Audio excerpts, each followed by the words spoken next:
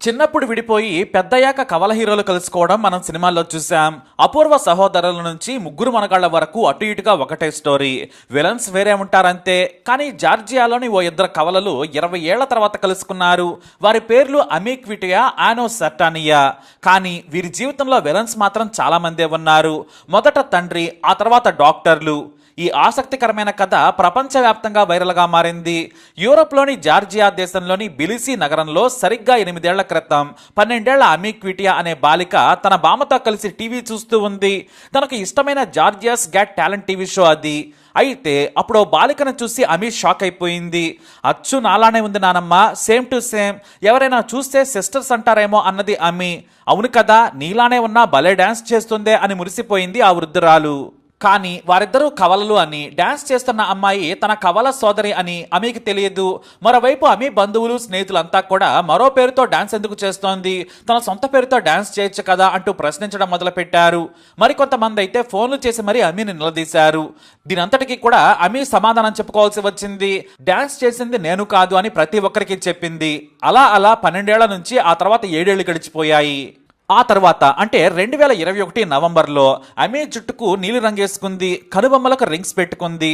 ఆ వీడియోను tick talk లో పోస్ట్ చేసింది అమీ. అయితే ఇది చాలా ఆలస్యంగానైనా ఆ వీడియో అనోకు చేరింది. ఈవిడ ఎవరో అచ్చు నీలాగే ఉంది, గొంతు కూడా నీ వాయిసే, బహుశా నీ సిస్టర్ ఏమో అంటూ పంపించారు. అది చూడగానే ఆనో షాక్ అయింది. అయితే అమీని కలుసుకునేందుకు చాలా ప్రయత్నాలు చేసింది, కానీ కుదరలేదు. టిక్ టాక్ లో కూడా వందల మెసేజ్లు చేసినా కూడా రిప్లై లేదు. అయితే చివరకు తన యూనివర్సిటీ వాట్సాప్ గ్రూప్ లో పోస్ట్ చేసింది. నాకు అమీని కలుసుకోవాలని ఉంది, సాయం చేయమని కోరగా అందరూ ఫేస్బుక్ లో పోస్ట్ చేశారు. చివరకు అమీకి తెలిసిన ఫ్రెండ్ ఆ మెసేజ్ చూసి రిప్లై ఇచ్చింది. అమీ నా ఫ్రెండే, మీ ఇద్దరు కలుసుకునేందుకు నేను సాయం చేస్తానంటూ అమీ ఫోన్ నంబర్ను అనోకి పంపింది. ఆ తర్వాత ఫోన్లో మాట్లాడుకున్నారు. నేను చాలా ఏళ్లుగా నిన్ను కలుసుకోవాలనుకుంటున్నానని అనో మెసేజ్ చేసింది. నేను కూడా నిన్ను కలుసుకునేందుకు ఆతృతగా ఉన్నానంటూ అమీ రిప్లై ఇచ్చింది. సరిగ్గా అప్పుడే ఓ జర్నలిస్టు టమోనా ఎంటర్ అయ్యారు. ఈమె కేవలం వారిద్దరిని కలిపేందుకే కాదు, వారి హిస్టరీని కూడా తవ్వి తీసేందుకు. ఆమె ఇద్దరికి DNA టెస్ట్ చేయించింది. లోతుగా ఎంక్వైరీ చేయగా ఈ అమీ అనోలిద్దరూ కవల పిల్లలు అని తేలింది. వారు కిరిత్సికి మెటర్నిటీ ఆసుపత్రిలో పుట్టారని ప్రభుత్వ డాక్యుమెంట్ల ద్వారా తేలింది. అయితే ఆ ఆసుపత్రి ఇప్పుడు లేదు. కానీ వీరిద్దరి తల్లి పేరు మాత్రం బయటపడింది. ఆమె పేరు అజా.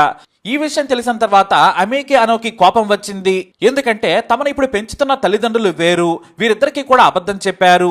తమ 20 ఏళ్ల జీవితం మొత్తం అబద్ధమా అని తేలిపోయిందని తెలుసుకొని వాళ్ళు బాధపడ్డారు.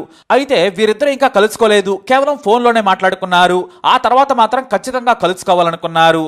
బిలిసిలో అనో సాటానియా ఉంది. సరిగ్గా 320 కిలోమీటర్ల దూరంలో అమీ పెరిగింది. 20 ఏళ్లుగా వాళ్ళు కలుసుకోలేదు. అసలు తమకు ట్విన్ సిస్టర్ ఉందని ఇద్దరికీ తెలియదు. ఆ తర్వాత టమోనా ద్వారా బిసిలీలోని రస్టావెలి వంతెనపై ఇద్దరు కలుసుకున్నారు. ఒకరినొకరు హత్తుకున్నారు. ఇద్దరు కూడా ఆనంద బాష్పాలు రాల్చారు. రూపమే కాదు, గొంతు కూడా ఒకటే, హాబీస్ కూడా ఒకటే. ఇద్దరి ఇష్టమైన రంగులు నలుపు, డాన్సు, పాటలు అంటే ఇష్టం.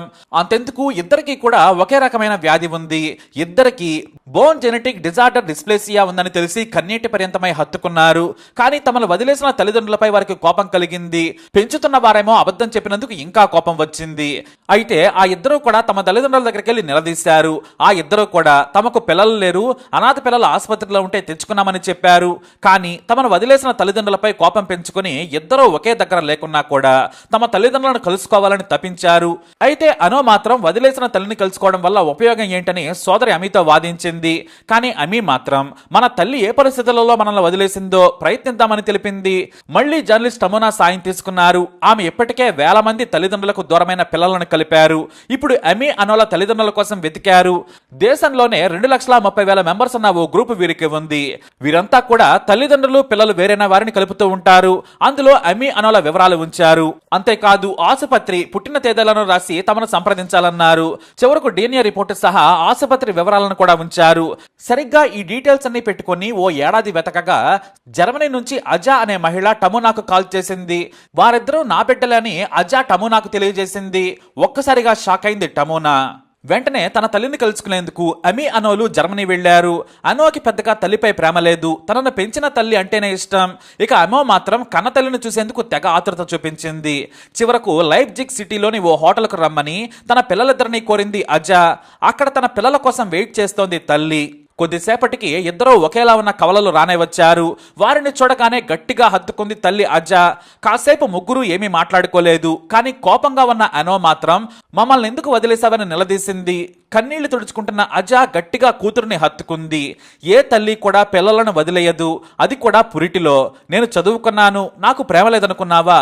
మీరు పుట్టగానే నేను కోమాలోకి వెళ్ళాను. మీ నాన్న నన్ను వదిలేసిపోయాడు.